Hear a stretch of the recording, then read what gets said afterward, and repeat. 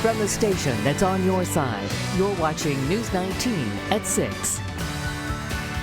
Well, good evening and thanks for joining us this Saturday. I'm Lauren Thomas. We'll start with our top story tonight. A Columbia woman is behind bars after police say she hit a child with her car last night. She's 56-year-old Ganitra Whitaker, and she's been charged with hit and run, driving under suspension and failure to render aid.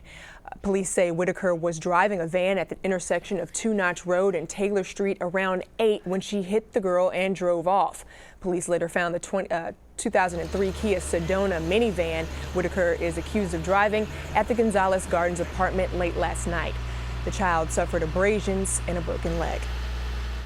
Well, the search is now over for a missing Columbia woman. Police say 35-year-old Jillian Schneider was found in Lexington County this morning. They say she's okay, and her family filed a missing persons report after they hadn't heard from her since last weekend, but now she has since been found. In Lexington County, sheriff's deputies are asking for your help identifying a shoplifting suspect. Investigators are looking for this man who they say stole from the Palmetto State Armory on Fernandina Road last week. They say he stole more than $450 worth of items, including fishing line and shirts. He's believed to be 30 to 35 years old. They say he left the store as a passenger in an older, dark four-door car. Anyone with information is asked to call Crime Stoppers. That number is 1-888-CRIME-SC. Well, 1 hour down the road, two people are suing the city of Aiken and their police department over what they say was an illegal cavity search. The Aiken Standard reports Elijah Pontoon and Lakey Hicks filed the lawsuit last September, and it has since moved to federal court. According to the lawsuit, police performed an illegal cavity search in broad daylight on Horry Street after Pontoon and Hicks were stopped for a paper car tag. The lawsuit also says a female officer exposed Hicks' breast on the side of the road with a search performed in the presence of 3 male officers. Police Captain David Turno said in a statement that the city denies those allegations. Now, the Midland's most accurate forecast with meteorologist Daniel Bonds. Well, we saw some showers earlier this morning, but a cold front kind of moved through the area. Then we saw clearing conditions. Our satellite radar composite confirms that. Right now we're seeing clear skies across the Midlands. But the other big story so far today has been the winds. We have winds of 30 miles per hour coming out of the west in Columbia, 20 in Sumter, 23 miles per hour in Orangeburg. We've had some stronger gusts as well. Gusts up to 39 in Columbia, 28 in Sumter, 37 miles per hour in Orangeburg. So we're going to continue to see at least some strong winds, it looks like, for this evening and tonight. We're expecting lows, though, around 44 degrees, so a chilly start to your Sunday. 67 degrees our high tomorrow as those winds begin to die down. Then a little bit cooler tomorrow night with low temperatures falling into the mid to low 40s once again. But we'll take a look at your 7-day forecast coming up in just a few minutes. Lauren? All right, thanks, Daniel. Well, you can stay up to date on any severe weather headed our way by going on our website at WLTX.com or by downloading our free app, which is WLTX Weather. You can get alerts when storms are headed your way. You can also go on our Facebook page for live updates. Well, all the candidates for president are holding events in Wisconsin today before Tuesday's primary. The state could help decide if Donald Trump can outright win the Republican nomination, avoiding a fight in the party's convention. CBS News correspondent Wendy Gillette reports from New York. The next president of the United States, Donald J. Trump. Sarah Palin introduced Donald Trump at a rally in Racine, Wisconsin. He's back on the campaign trail after one of his most difficult weeks, including coming under fire for saying he would punish women who seek abortions if they were made illegal. Trump said Saturday the media manipulates his words. They take things and they say it's very, very unfair. Now, the problem is they don't do it with everybody. They do it with me, but I don't see them doing it with other people. Ted Cruz was the only presidential candidate to attend the North Dakota Republican State Convention before traveling to Wisconsin. The crowd was mostly filled with Cruz supporters, though some are lukewarm. Maybe not my first choice, but from who's left, I do support him. A couple recent polls show Cruz running ahead in Wisconsin. We're doing something pretty unusual in American politics. We're telling the truth. Bernie Sanders and Hillary Clinton also held events in the state. Hello, Eau Claire. Hello. The campaigns are arguing about setting the date for a debate before New York's primary later this month. It's a critical state for Clinton, who wants a win where she served as senator. Both candidates will attend a Wisconsin Democratic Party dinner tonight in Milwaukee. Wendy Gillette for CBS News, New York. Now, John Kasich also campaigned in Wisconsin Saturday, talking about reforming Social Security at one of his town halls. Well, today was the 81st annual Carolina Cup, and while hundreds of people were out there for the horse races, our News 19's Sonia Gutierrez found a couple that was there for a different reason. Sonia, tell us why they were out there. Well, Lauren, to get married, and it was a surprise for the entire family. Jeff and Emily Morgan got engaged and planned their cup wedding just 10 days ago. They had a cake, what they called a fight box, so if and when they have their first fight, they can open the box and read letters they wrote for their wedding today. None of their parents were in on the surprise, but a friend did get certified to marry them today. Both say they wanted to take advantage of this time when all the families were already together to make even more memories. And we got here, gosh, right when the gates opened, and it was still raining, so we were very glad to see the sun come out. And then once everybody arrived, because again, nobody knew it was going to be a wedding, so as they came up, we kind of surprised them with the information. And then right before the first horse race went off, we did the ceremony. The wedding was so impromptu, they don't have any honeymoon plans yet, and both have to go back to work on Monday as the Morgans and as a married couple. Lauren, back to you. All right, that was awesome. Well, it was a beautiful morning for a run, and down in Charleston, thousands of people got together bright and early today for the 39th annual Cooper River Bridge Run. The race is the third largest 10K and the fifth largest road race in the United States, with 40,000 people both walking and running, along with nearly 1,600 charity connections. And one of those participants was Adam Gorlitsky. He walked the Cooper River Bridge Run using a ReWalk exoskeleton after being paralyzed from the waist down. This makes him the first man in South Carolina to do so. And a week ago, we shared Adam's story as he was paralyzed 10 years ago in a car accident. It actually took him 7 hours to finish the race today, but he never gave up. But to see more on Adam's story, you can just head on over to our website at WLTX.com. Well, while some donned big hats and seersucker suits for the Carolina Cup, others put on their kilt and headed to Casey to celebrate their heritage. News 19's Colby Gallagher takes us inside Tartan Day South. Sometimes we want to see the world, and sometimes we can see it through many different ways and see to share in a different thing that's not our own lives. And I think it's very interesting to see other cultures, how they developed, and sometimes to dwell in them. Hammer throws, Celtic music, and kilts filled the historic Columbia Speedway at the 6th annual Tartan Day South. Coordinator John Banks says the event has grown 20% each year, and 2016 is no different. Last year we drew over a little over 10,000 people, and I hope to get to 12, 15 would be a nice number for us. It allows many people to show off their clan's colors, dress in traditional clothing, and feel closer to their Celtic roots, despite being thousands of miles away. A lot of people do it for different reasons. We do it because we just have fun doing it as a family, and it's more home to us. Best thing about this event is the fun that the people have, the camaraderie that they have with the games, and getting together with friends who all support the common Scottish heritage. But the event isn't all just for fun and games. It raises money for the River Alliance, and Casey Mayor Elise Parton says it's also a boost for the city. We just put in a hospitality tax about 2 years ago, and this event is certainly one of the signature events in the city, but we put in a little bit of money, and it brings back a lot of economic benefit. It warms your heart, it really does. It's very special to look out and see the smiles. It means a lot. Colby Gallagher, News 19, WLTX. Well, last year, organizers say over 24 states were represented at the event. Well, the 5 Points Association and the Autism Academy of South Carolina have teamed up again to honor autism awareness. This morning, they dyed the 5 Points fountain blue. This is done not only to raise awareness about autism, but to help celebrate Autism Awareness Day. If you would like to show your support, you can take part in this event that they'll be holding throughout the month. The next one will be the Blue Bash and Dash, taking place next Saturday at the Autism Academy of South Carolina. Well, there's a little less than 2 hours left if you're interested in participating in the Kidney Foundation fundraising event at the St. Andrews Park Recreation Center. The $3 event includes a spring fitness jam with Zumba and line dancing. Manager Brian Cooper explains why it is important to learn about the kidney disease. We like to bring more awareness to our community, educate all people, and so they will know exactly where kidney disease actually comes from, the ways they can prevent it, and also pass information along to even other family members and loved ones to have a longevity life.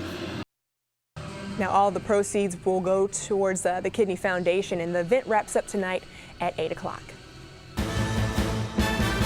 Well, if you're looking for a job, Bojangles is hiring. The fast food chain is hosting a job fair on Thursday from 9 a.m. until 5 p.m. at the Hampton Inn on Clemson Frontage Road. They're looking to fill positions in management as well as cashiers, cooks, and biscuit makers.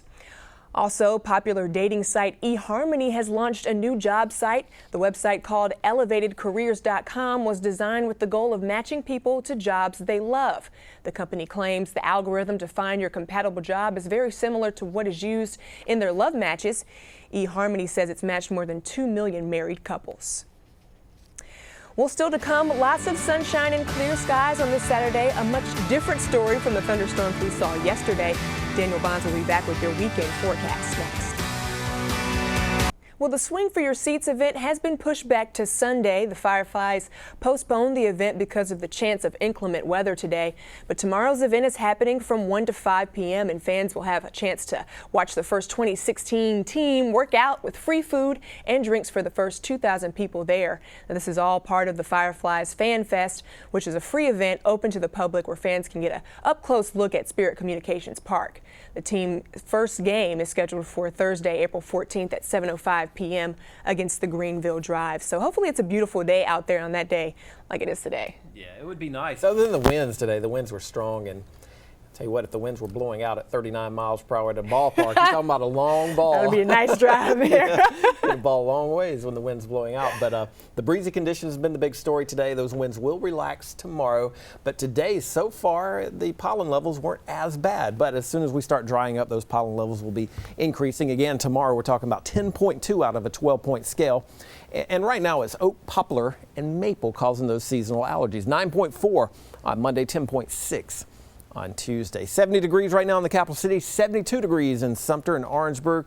Got that cool air starting to stream in. We did make it into the mid to lower 70s across the Midlands. Officially at the Columbia Airport, we hit 75 degrees this afternoon. They're at 75 degrees right now in Myrtle Beach, pleasant 76 degrees down in Charleston. Here's the front that moved through earlier this morning, and it brought an end to the rain. It brought the clouds, or at least pushed the clouds out of here. It did bring the windy conditions, and that's going to be the case over, or at least through the evening hours. It'll still be breezy, but as we go into tomorrow, those winds should relax a little bit. It's going to be a pretty pleasant day to kind of round out our weekend. We'll put our forecast into motion for you. Pick things up at 7:30. Clear skies all across the state. Again, those winds should start to relax by tomorrow. We're expecting a lot of sunshine tomorrow afternoon as well, but it will be a little bit cooler than what we enjoyed this afternoon. Looking ahead towards Monday, the first Monday of April, we're expecting a lot of sunshine once again, and it looks like the next several days will be dry.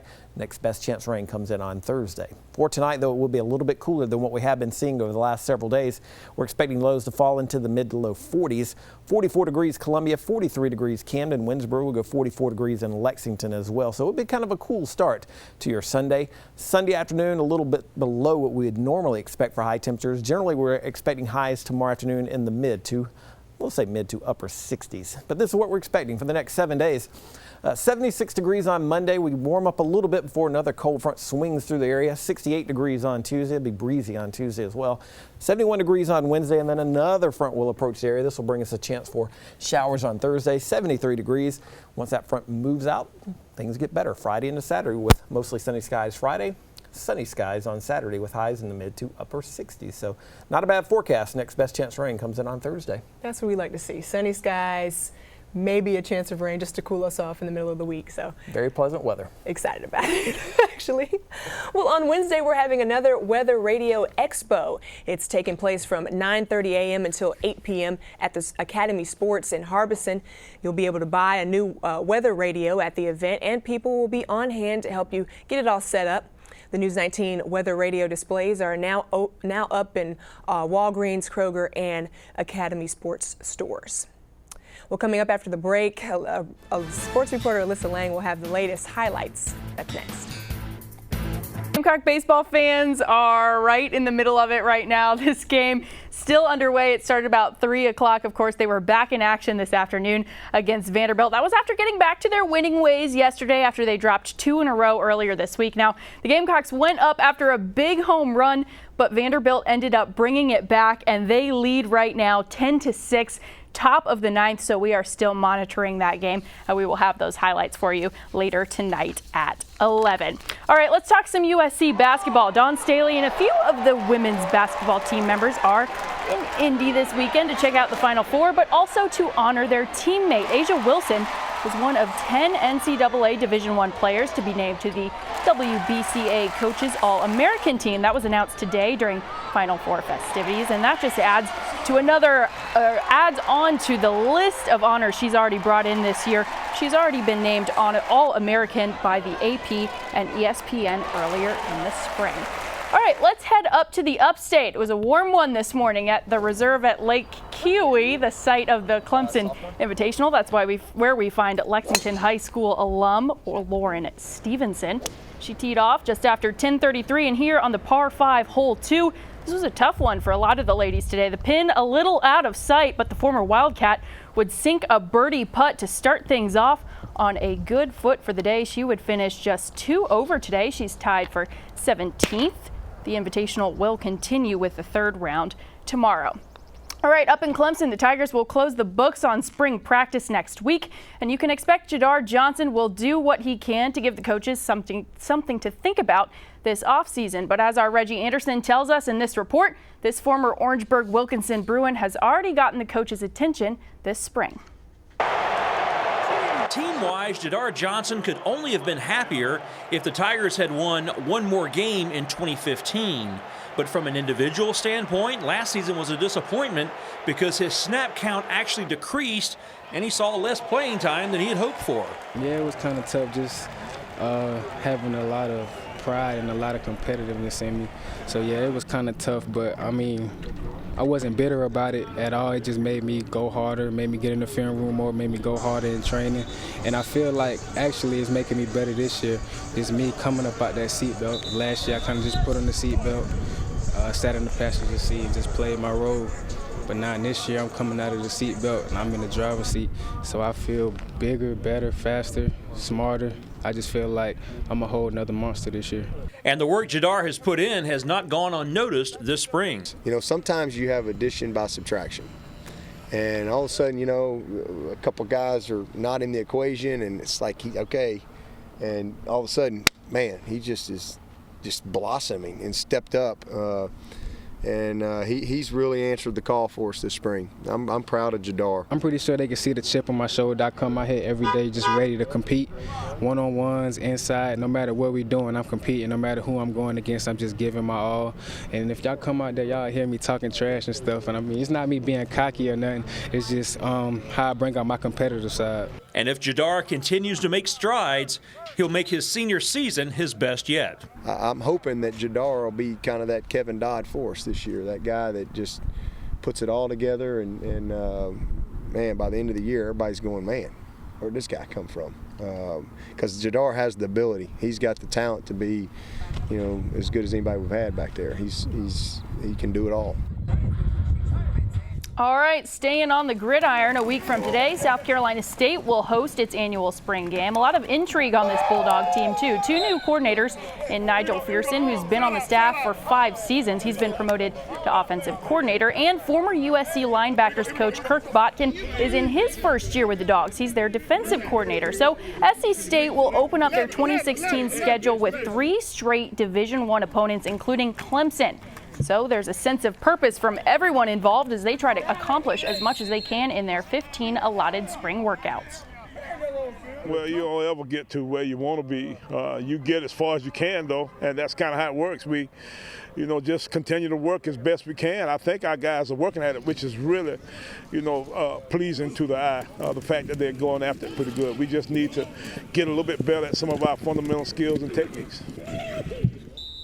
And that South Carolina Vandy baseball game just wrapped up. Vandy takes the win 10-6. Stay with us. We'll be right back. Well, it's the night country music fans have been waiting for. Tomorrow is the 51st Academy of Country Music Awards show. And Blake Shelton, Little Big Town, and Charles Kelly are just a few of the stars set to perform. Country music superstars Luke Bryan and Dierks Bentley will be co-hosting the event. CBS was able to catch up with Luke Bryan during practice for the big show.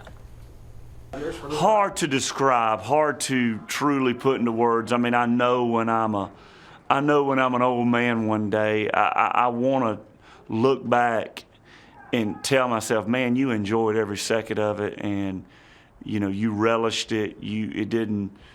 I'm so proud that I've been so happy through it all and so eager for every day and every little turn, and I haven't. I'm proud about that, and I will understand that the past 5 years have I couldn't have scripted it or dreamt it up to be any better. This will be Luke Bryan's 4th consecutive time hosting the awards, and it starts at 8 p.m. and you can see it right here on News 19. So that's a pretty exciting show. Tomorrow night, right? Tomorrow night, yes. And speaking of tomorrow, the weather should be great. It'll be a little bit cooler than today. We're expecting a lot of sunshine. Tonight's going to be a little bit on the cool side, so if you're heading out tonight, make sure you carry that jacket with you. You may need it at some point. Tomorrow morning, 44 degrees our low, and the dry weather will continue at least until Thursday. Thursday, we'll see a chance for showers. All right, thanks for joining us. Come back at News 19 at 11.